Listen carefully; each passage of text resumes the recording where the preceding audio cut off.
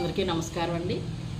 చాలామంది అనే మాట ఏంటంటే మనశ్శాంతి లేదు, మనశ్శాంతి లేకుండా అయిపోతుంది, నాకు మనసు కుదురుండట్లేదు అనేసి అనుకుంటూ ఉంటారు. మనశ్శాంతి అనేది ఎక్కడో దొరకదండి, మన దగ్గరే మనం ఎత్తుకుంటే మన దగ్గరే ఉంటుందండి. మనం సృష్టించుకునేదే మనశ్శాంతి.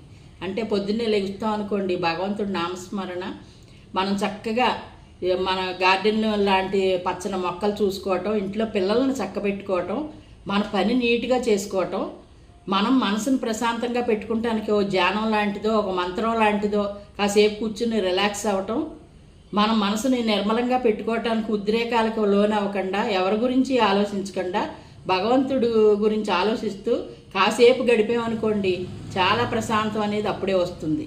మనం జాగ్రత్తగా మన మనసును కంట్రోల్ చేసుకునే విధానం కూడా మన చేతిలోనే ఉంది. షుగర్, బీపీ కూడా కంట్రోలింగ్ మన చేతిలో ఉందండి, ట్యాబ్లెట్ కన్నా ఎక్కువ.